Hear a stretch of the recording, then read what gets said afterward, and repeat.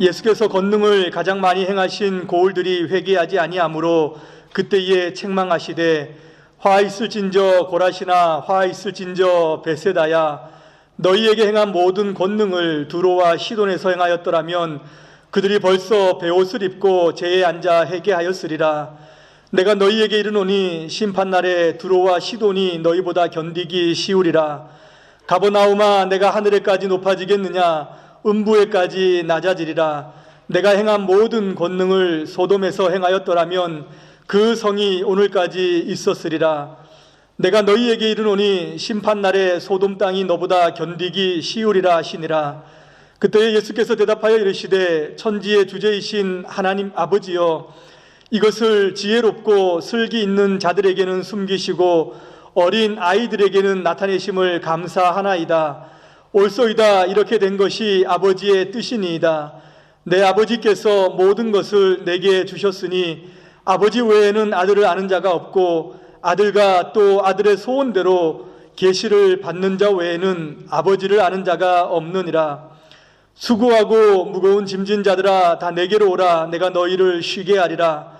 나는 마음이 온유하고 겸손하니 나의 멍에를 메고 내게 배우라. 그리하면 너희 마음이 쉼을 얻으리니 이는 내 멍에는 쉽고 내 짐은 가벼움이라 하시니라. 아멘.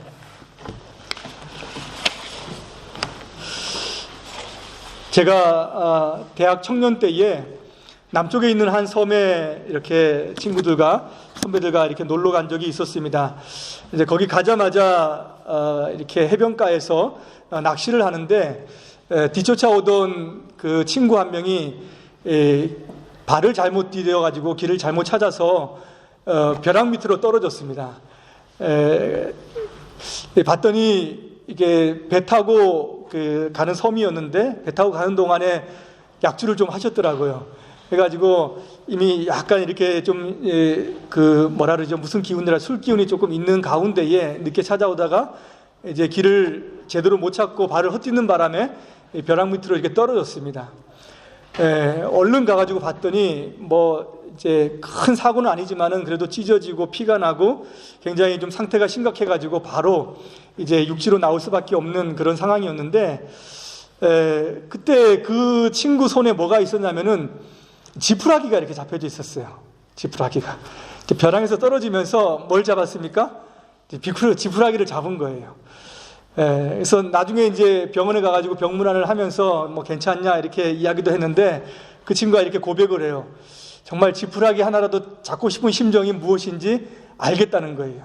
떨어지는데 아무것도 잡을 게 없으니까 있는 옆에 있는 지푸라기라도 하나 잡아가지고 정말 내려올 수밖에 없었다라고 이렇게 이야기를 합니다. 저는 뭐 간접적이었지만 지푸라기를 잡는 심정이 바로 그런 심정인가라고 하는 것을 그때 생각해 보았습니다. 사람들이 많이들 붙잡고 살아가죠. 근데 어쩌면 우리 인생 가운데 우리가 의지하고 또 붙잡고 살아가는 모든 것들이 그런 지푸라기들이 아닌가라고 하는 생각이 듭니다. 사람들이 가장 많이 의존하고 또 잡고 있는 게 무엇일까요? 여러분들 가장 안전 대책이다 또는 뭐 미래에 보장된다라고 생각하고 많이들 붙잡고 있는 것이 무엇입니까? 이제 보험 같은 거죠, 맞죠? 보험. 사실은 보험을 많이 듭니다.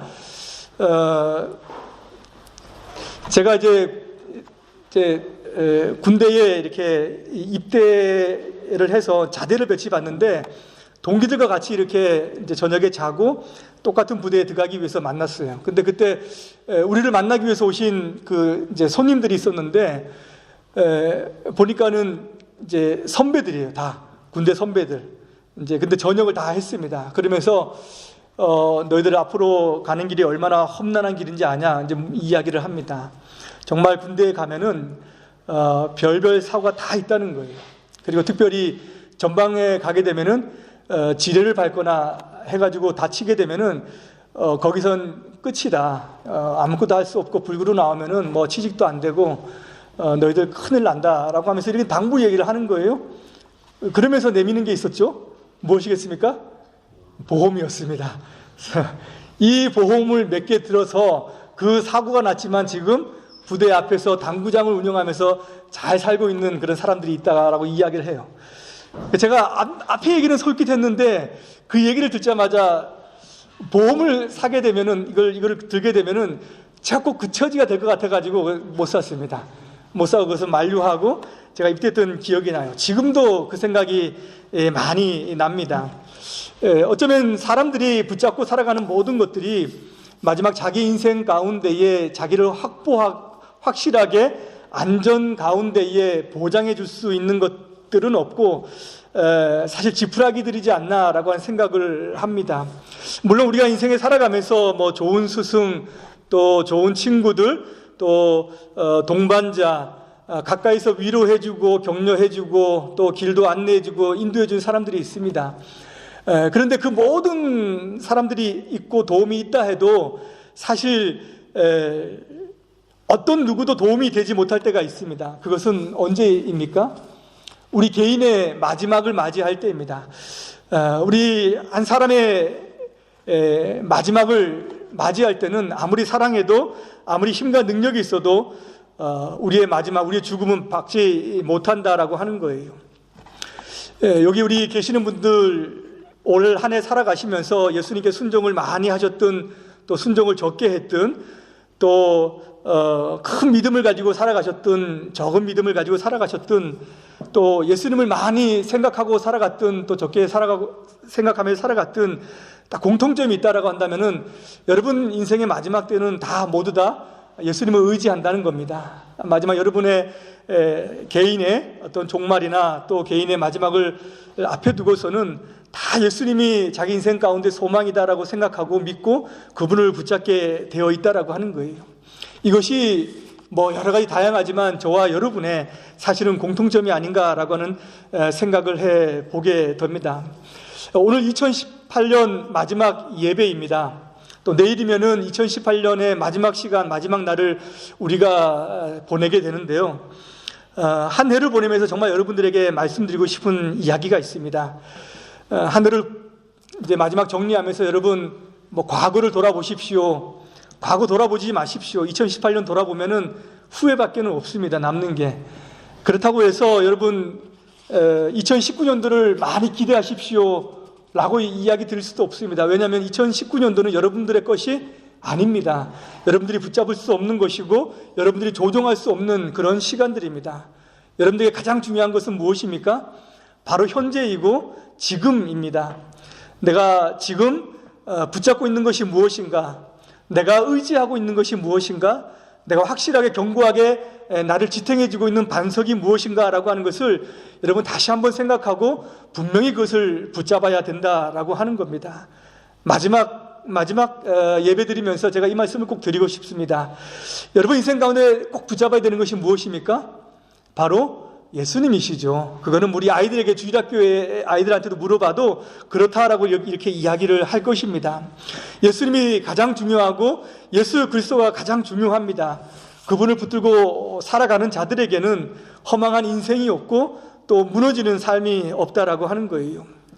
2018년도를 보내면서 지금 현재 가장 중요하게 붙잡아야 되는 예수 그리스도, 왜 그분을 붙잡아야 되는지 오늘 말씀을 통해서 한번 새겨보려고 합니다.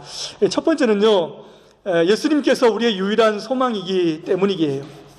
여러분 제가 금방 개인의 종말에 대해서 이야기를 했는데요, 우리 개인의 종말뿐만 아니라 우리 모든 우주와 또 모든 세상에는 마지막이 있습니다. 그 마지막에는 심판이 있습니다. 많은 사람들이 이것을 믿으려 하지 않아요. 하나님이 사랑이신 분이고 또 그분은 정말 자기 아들을 내어주시기까지 세상을 사랑하시는데 어떻게 그런 지옥이 있고 영원한 불구덩이가 있겠냐라고 사람들이 생각한다는 거예요. 그리고 사람들은 그래서 우리 인생이 마지막에 우리가 사람이 죽으면은 모든 것이 그 사람에게 사라진다는 거예요. 육체도 흙으로 돌아가고 우리 영혼도 다 사라지기 때문에 그것으로 없어지는 것이지 마지막에 다시 큰 심판이 있을 것이다 라고 하는 것을 믿지 않으려고 한다는 거예요. 근데 여러분 성경에서 심판을 빼면은 사실 남는 게 없습니다.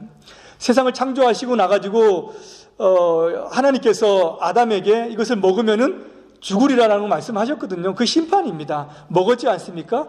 그때부터 심판이 사실은 시작이 됐다는 거예요. 그리고 노아의 심판이 있고 소돔과 고모라의 심판이 있고 계속해서 구약에도 심판을 이야기하시고 또 예수님께서 오셔서도 이 심판에 대해서 이야기하고 성경의 마지막에 요한계시록인데 요한계시록에도 사실은 주 예수여 어서 오시옵소서라고 하는 말씀으로 끝난다는 거예요. 그때가 되면은 마지막 심판이 있다라고 이렇게 이야기를 합니다. 근데 심판이 빼면은 사실 우리가 성경을 믿는다라고 했었을 때에 그 믿는 게 별로 없다는 거예요. 사람들은 살아가면서 정의는 꼭 살아 있어야 된다라고 생각을 합니다.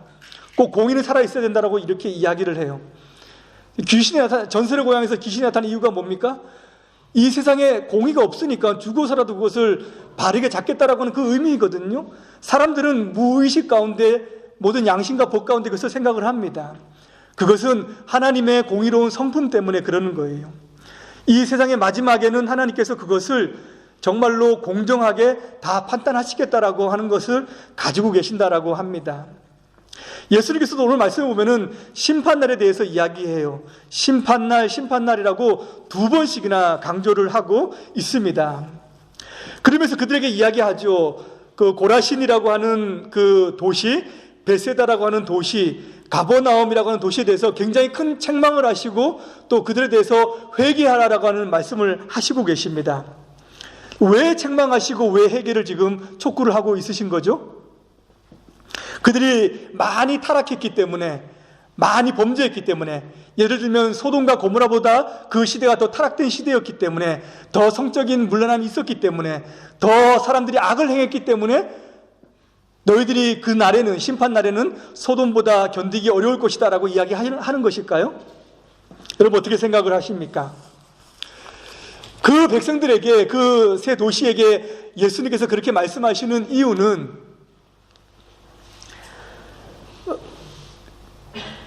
예수님을 외면하고 예수님을 배척하고 예수님에 대해서 무관심하기 때문입니다. 예수님께서 두로와 시돈이라고 하는 도시에서 큰 이적을 행하고 만약에 기적을 행하였더라면 그 사람들은 전부 다 회개하고 하나님 앞에 돌아왔을 것이다 라고 이야기하는 거예요. 예수님께서 만약에 소돔 땅에 그때 그 시대에 살았더라면 그 시대가 그렇게 악하지는 않았을 것이다, 다 회개하고 돌아왔을 것이다 라고 이야기를 하는 겁니다. 그런데 고라신, 베세다, 가버나움, 이 고라신과 베세다는 갈릴리 주변에 있는 도시들이에요. 예수님께서 그곳에 가셔서 복음을 전하시고 이적을 행하시고 하나님의 말씀을 증거하며 또 자기 자신의 그 증거하는 말씀이 옳다라고 하는 것을 이적을 통해서 보여주셨습니다. 내가 너희들이 기다리는 메시아다라고 말씀을 하셨습니다. 가버나움은 예수님 고향이 어디십니까? 나사렛입니다. 근데 예수님께서 공생애를 시작하실 때는 가버나움이라고 하는 지역으로 이동을 하셔서 거기에서 사시면서 거기에서 전도 활동을 하셨었어요. 가버나움 사람들은 메시아와 함께 그 시대에 살았습니다. 언제든지 예수님께 가서 천국 말씀을 들을 수 있었고 자기의 모든 죄의 고민과 모든 질병들을 다 고칠 수 있었습니다. 언제든지 만날 수 있었는데 그들은 무관심했다는 거예요. 예수님에 대해서 관심을 가지지 않았습니다. 지척에 있었지만은 만나려고 하지 않았다는 거예요. 그래서 그들에게 예수님께서는 책망하시고 회개를 촉구하시는 겁니다. 그 촉구는 너희들이 도덕적으로 살아라, 너희들이 깨끗하게 살아라, 범죄하지 말라라고 하는 그런 의미가 아니고 너희들 나를 찾아라, 너희들을 위해서 내가 소망의 빛으로 또 구원의 빛으로 왔는데 왜 나를 믿지 않느냐, 나에게 오지 않느냐라고 하는 그 책망이 그들 가운데에 있다라고 하는 거예요. 그들과 같이 살았지만은 전혀 예수님과 관계를 맺고 살지 않았다는 겁니다. 그렇게 예수님과 함께 자주에 살면서 그런 마음이 없었다라고 하는 거예요. 여러분 왜 사람들이 예수님과 관계를 맺지 않고 살아갈까요? 여러분 스탠포드 대학에 세워진 일화가 있습니다. 한 노부부가 평생을 이렇게 쭉 사시면서 자녀가 없이 사셨어요. 근데 마지막에는 자기들이 가지고 있는 재산과 이 모든 것들을 좀 좋은 일을 위해서 쓰자라고 생각하다가 이것을 장학기금으로 내놓자라고 생각했습니다. 그래서 그분들이 어디를 갔냐면은 하버드 대학을 들어갔어요. 하버드 대학을 두 노부부가 쭉 들어가는데, 근데 이제 정문에서 누가 있습니까? 수위 아저씨가 이제 부르는 거예요. 수위 아저씨가 이제 불렀겠죠. 할아버지 할머니 이제 불렀겠죠. 또 어디를 가시냐고. 그래서 이분이 총장님을 좀 만나러 간다라고 이렇게 얘기했답니다. 그래서 이제 허름하게 생기신 두 분이 총장님을 약속도 없이 만난다고 하니까는 이제 기가 좀 찼고 또 이렇게 좀 약간 경멸하는 태도로 총장님은 당신들 같은 사람들을 만날 시간이 없습니다라고 이렇게 매몰차게 이야기를 했다는 거예요. 그래서 이분이 좀 두 분이 이제 마음이 좀 상한 거죠, 맞죠? 네. 그래도 좀 대화를 하다가 마지막 이제 한마디를 했답니다. 혹시 이런 대학교를 하나 지으려면은 얼마가 필요하냐고. 그랬더니 수희 아저씨가 더 놀래가지고 약간 이렇게 이제 좀 이상한 태도로, 이상한 얼굴로 바뀌었죠. 난 모르는데 당신 같은 사람들이 그것을 알 필요는 없다라는 식으로, 당신 같은 사람들이 그것을 물을 이유가 뭐가 있냐라고 이렇게 이야기를 했다는 거예요. 그래서 이분이 그 학교에 가서 장학기금을 지급하고 또 하려는 마음을 싹 접고 그냥 돌아가서 그냥 대학교를 하나 세워야겠다라고 해가지고 세웠던 대학이 바로 스탠포드 대학이라고 해요. 그 하버드에서 어떻게 했습니까? 그 다음에 그 소식을 알고 나가지고 굉장히 큰 후회를 하고 또 정말로 반성을 많이 했겠죠, 맞죠? 그 다음부터 이 하버드 대학교 정문에는 그런 글귀가 써져 있다는 거예요. 사람을 외모로 취하지 말자. 이 글귀가 그 다음부터 써져 있었다라고 해요. 사람들이 예수님과 관계를 맺지 못한 이유도 바로 그것입니다. 사실은 예수님을 외모로만 보기 때문이에요. 외모로는 그분은 사람입니다. 사람의 아들이고 목수의 아들이고 요셉과 마리아의 아들인 것이죠. 나사렛이라고 하는 동네에 30년 동안 살면서 늘 봤던 그런 사람입니다. 착한 사람이고 또 자기를 죽이려고 하는 그 원수까지 용서하면서 하나님 앞에 저들을 용서해달라고 이야기하면서 죽고 갔던 사람이에요. 이 세상 가운데 그렇게 사랑을 실천한 사람은 사실은 없는 것이죠. 사람들은 여기까지만 봅니다. 이것이 예수님을 외모로 취한다는 거예요. 그런데 세상의 마지막 날이 되면 사실은 예수님은 인간으로 우리와 함께 서는 것이 아니라 사실은 하나님으로 그 보좌 앞에 서신다는 거예요. 우리가 마지막 날에 모든 사람이 하나님 앞에 섰을 때에, 보좌 앞에 섰을 때에 딱 한 가지를 물어봅니다. 무엇을 물어봅니까? 당신은 예수님과 어떤 관계입니까? 이거 하나 물어봅니다. 이 세상에 살면서 어떤 선한 일을 많이 했습니까? 전도를 얼마나 많이 했습니까? 학교를 세웠습니까? 선교사로 나갔습니까? 병원을 세웠습니까? 이런 것은 첫 번째 하나님의 주 관심되는 질문이 아닙니다. 당신은 도대체 예수님과 어떤 관계에 있습니까? 라고 하는 것을 묻는다라고 하는 거예요. 그때 나는 예수님의 친척입니다. 저는 같은 동네에 살았습니다. 우리 부모님이 그 부모님들하고 정말 가까운 사이였습니다. 제 아내가 우리 예수님을 정말 잘 믿었습니다. 헌금도 많이 했습니다. 봉사도 많이 했습니다. 제 남편은 예수님을 정말 신실하게 따랐습니다. 이런 모든 대화들, 이런 모든 진술들은 그날에는 의미가 없다는 거예요. 전혀 의미가 그날에는 없습니다. 예수님은 나의 주님이십니다. 예수님은 나의 유일한 소망이십니다. 예수님은 나의 유일한 반석이십니다. 내가 한 가지를 붙들어야 된다면 바로 그분밖에 없습니다라고 하는 그 대답, 그 한 가지가 우리가 하나님 앞에 섰을 때에 필요한 대답이다라고 하는 거예요. 여러분 1년 동안 어떻게 예수님과 관계를 잘 맺어오셨습니까? 제가 뒤를 돌아보지 말라고 하셨죠. 이것은 여러분 기도를 많이 했습니까? 제가 평소에는 강조합니다. 성경을 많이 읽으셨습니까? 제가 강조합니다. 그러나 이 시간에 우리가 기도를 많이 했건 성경을 많이 읽었건 상관없습니다. 그걸 필요로 하는 것이 아니에요. 지금 이 순간 예수님은 그리스도이십니다. 예수님은 나의 구원자이십니다. 예수님은 나의 메시아입니다 라고 하는 것이 분명히 필요하던 거예요. 그분은 나를 위해서 죽으셨고 나를 대신해서 십자가에서 내 대신 나의 죄를 속하신 분입니다 라고 하는 것, 이것이 필요하다는 거예요. 여러분 마음속에 지금 그런 마음이 있다면은 여러분의 인생은 무의미하지 않습니다.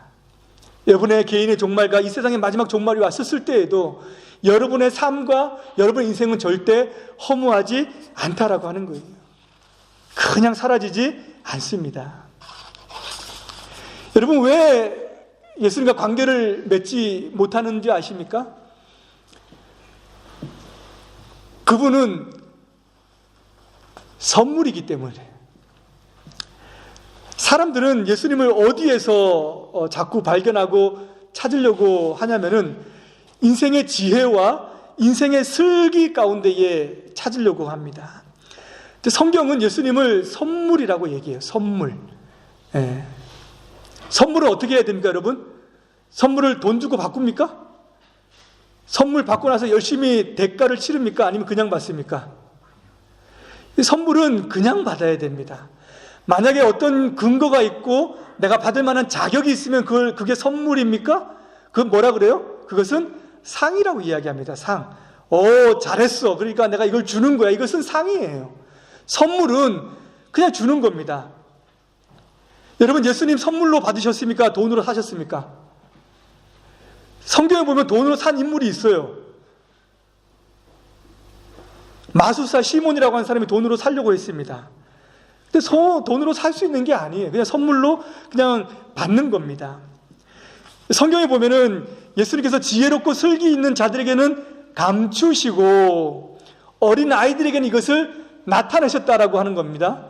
여러분 이것이 어른들에게는 감추고 아이들은 알아보고 아이들은 천국 가고 어른들은 못 가고 이런 얘기입니까?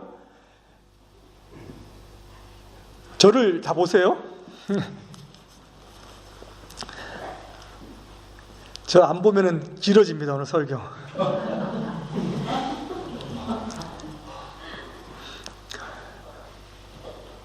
대답해 보세요.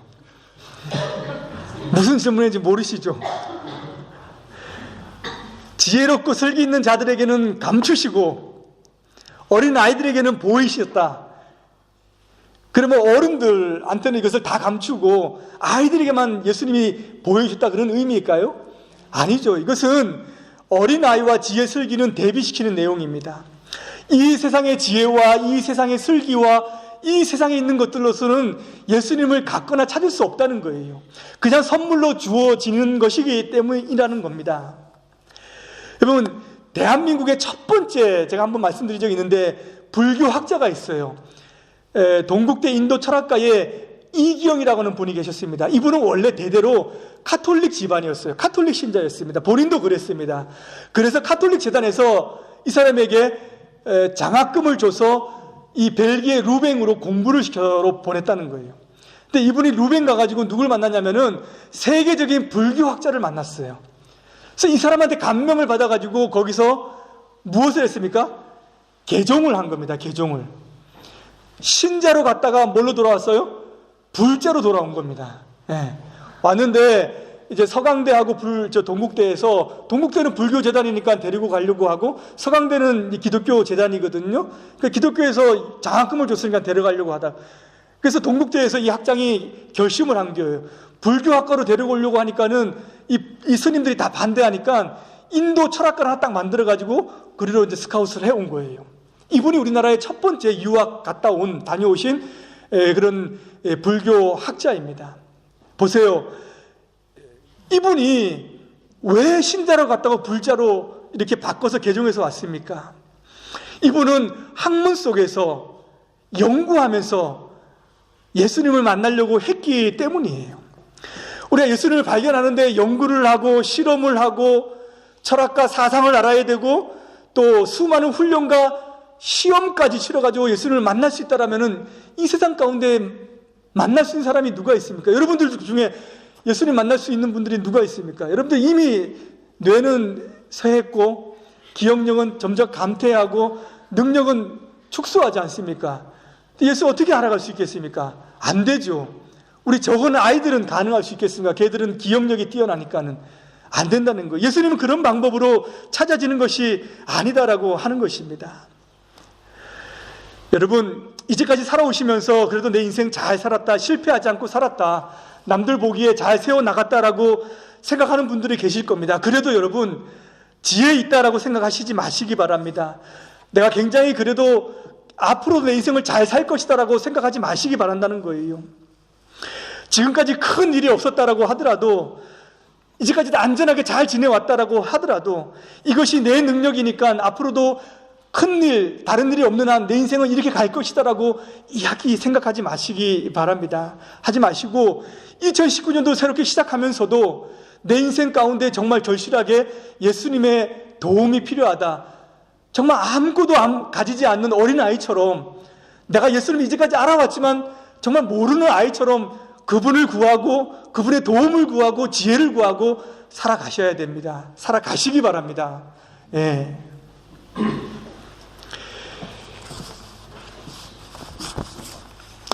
그분이 우리가 붙들어야 되는 아주 중요한 이유는요, 우리의 유일한 안식처이기 때문입니다. 정말 유일한 안식처가 되시기 때문입니다.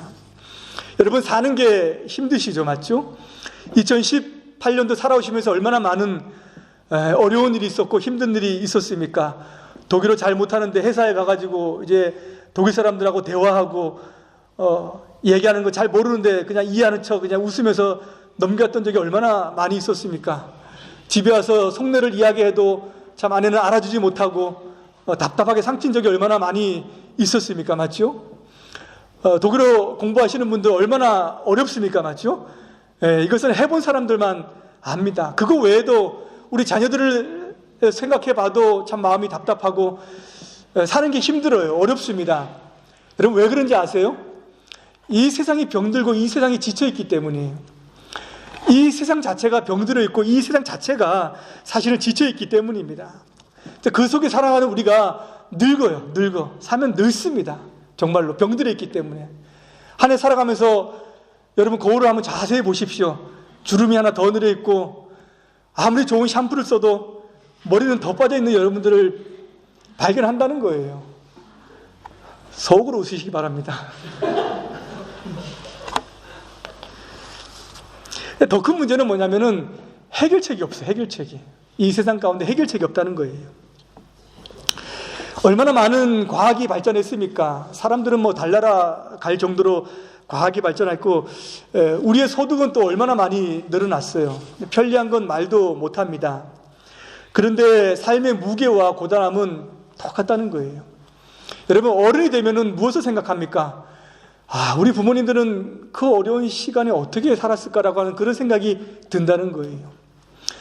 자녀들을 보면 어떤 생각이 드십니까? 우리 부모님들은 나를 어떻게 참았을까? 이런 생각 안 들죠. 나는 어떻게 이제까지 살아남을 수 있었을까? 이런 생각이 든다는 거예요. 예? 웃는 분들은 다 들으시는 분들입니다. 어렵죠? 제 설교가. 디렉트로 얘기를 해줘야 되는데. 인간의 수고와 짐은 변한 게 없다는 거예요. 누가 이것을 해결해 주십니까? 예수님이 해결해 주시기 때문입니다. 여러분, 2018년도에 유행했던 신조어가 케렌시아라고 하는 그런 말이 유행을 했다라고 해요. 여러분, 케렌시아라고 하는 말이 어디서 나온지 아십니까? 케렌시아라는 말이 스페인의 투 가운데 나왔습니다. 스페인 가면은 아주 안 좋은 경기죠, 맞죠? 안 좋은 겁니다. 이제 투 경기를 하는데 투사하고 말하고 싸우게 되면은 제가 말이 안 했어요? 정신이 없습니다. 세상이 지치고 병들어서 그래요. 소는 그 경기장에 들어가면은 본능적으로 자기가 쉴 곳을 딱 안답니다. 그리고 그곳에 가서 쉰답니다. 그러니까 투 경기를 하면서도 지치면은 반드시 그 자리에 자기가 딱 확보해놓은 그 자리에 가서 쉰다는 거예요. 그 자리가 케렌시아라고 이렇게 이야기한다는 거예요. 안식처가 되고 휴식처가 된다는 거예요. 거기를 투사는 못 들어가게 하는 거예요. 왜? 가면은 소가 거기서 회복을 하고 용기를 얻고 힘을 얻어가지고 자기에게 덤벼들기 때문에 그 자리에 어떻게 해서든 못 들어가게 한다는 거예요. 소는 어떻게 해서든 그 자리에 확보하려고 한다는 겁니다. 네, 그런 것 같아요. 네. 우리 인생 가운데 예수님께서 왜 안식처가 될 수 있느냐? 이것은 우리의 죄짐을 다 벗겨주시기 때문입니다. 우리가 살아가면서 여러분 법을 지키면서 살아갑니다. 세상 사람들은 법만 지켜도 자기에게는 잘못이 없다라고 생각을 해요. 근데 여러분, 법보다 더 높은 것이 무엇입니까? 양심이죠. 법보다 더 높은 것은 양심입니다.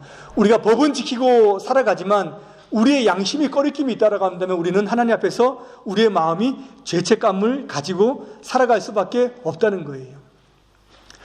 그런데 우리 인생의 모든 이런 양심에 있는 무게까지, 짐까지 해결해주고 벗겨질 수 있는 그런 사람이 있다면, 그런 분이 있다면 바로 예수님이기 때문입니다. 한 가지 예만 들고 제가 마치도록 하겠습니다. 과거에 한번 말씀을 드렸던 이야기인데요. 한 시골 마을에 선생님이 이제 발령받아서 젊은 선생님이 갔습니다. 그러니까 이분은 그 동네에서 말하자면 가장 많이 배운 사람 축에 한 사람이 드는 거예요. 근데 그 동네에 이제 젊은 사람들, 자기 또래인 사람들 중에서는 뭐 다 이제 힘든 노동 일을 하면서 살아가는 사람들이죠. 근데 한 젊은 사람이 이제 운동장에 나와 있는 그 교사를 보고 저런 많이 배웠다고 그렇게 의시되고 하면서 자기 마음 속으로 생각하다가 이렇게 이제 방망이를 휘둘렀는데 어떻게 하다가 이것을 맞아가지고 그 자리에서 그 사람이 목숨을 잃게 되었습니다. 작은 동네에서 그런 사건은 굉장히 큰 이슈죠, 맞죠? 시골에서. 그 옛날에 이분은 이제 재판을 받고 그래가지고 형을 살고 다시 나왔습니다. 나왔지만은 자기 동네에 있는 사람들하고는 같이 살 수 없으니까 동네를 옮겨가지고 다른 마을에서 살았다는 거예요. 시간이 지나서 결혼도 하고 또 아이도 낳고 했지만은 이 사람 마음에는 뭐가 계속 남아있는 거예요? 사람을 죽였다라고 하는 그런 양심의 가책이 계속 남아있는 거예요. 법적인 그런 다 대가를 받고 형을 집행했지만 그래도 자기 마음속에 이것은 남아있는 거예요. 계속 꺼리낌으로 남아있는 거예요. 해결이 되지 않는다는 겁니다. 어느 날은 장에 가가지고 이제 비단 옷을 사오고 또 자기 자녀들이 좋아하는 그 선물을 사다 주고 자기는 이제 저녁 먹을 시간에 다시 오겠다고 나갔다는 거예요. 근데 이제 아내가 기다려도 사람이 오지 않는 것이죠. 그래서 사람들한테 나가가지고 이제 물어보고 수소문하고 또 사람들과 함께 찾으러 쭉 나가다가 이제 한 사람을 만나는데 어디를 가냐고. 그래서 이렇게 한 사람을 지금 집에 돌아오지 않아서 지금 찾고 있다라고 얘기했더니 그 사람 지금 사실은 저기서 자살 사고가 있었는데 혹시 그 사람 아니냐고 이렇게 이야기를 했다는 거예요. 그래서 그렇게 해서 자기 자신이 스스로 목숨을 끊었습니다. 그러니까 이제 자기의 양심에 있는 모든 그 가책을 해결하기 위해서는 그 떳떳하게 살아가고 법의 대가를 받았다 해도 사람들 마음에는 그것이 남아있는 거예요.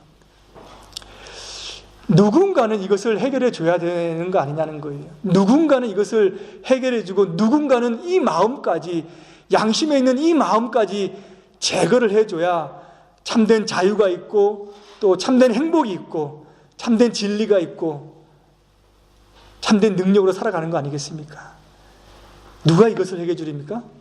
바로 십자가에서 우리의 죄를 위해서 죽으신 예수님은 우리의 양심의 깊은 이런 죄의 짐까지 다 덜어주시고 그것을 위해서 죽으셨다라고 하는 거예요. 그분 앞에 나아갈 때 여러분, 우리 모든 마음의 짐은 다 내려놓을 수 있습니다. 그분이 우리의 모든 것들을 다 자유케 하시고 쉽게 해주시고 우리 마음에 참된 안식을 주실 수 있는 것입니다. 여러분, 2019년도 너무 많이 기대하지 마시고요. 지금 이 순간을 여러분 붙잡고 가시기 바랍니다. 지금 이 시간에 여러분 우리의 소망 되시는 예수님을 붙잡고 우리의 안식처가 되신 예수님을 붙잡는다면 우리 인생 가운데 우리의 삶은 허무하지 않고 또 사라지지 않는 그런 견고한 인생이 될 줄 믿습니다. 그러한 한 해를 보내시고 또 그러한 2019년도가 되시길 주님의 이름으로 축복합니다.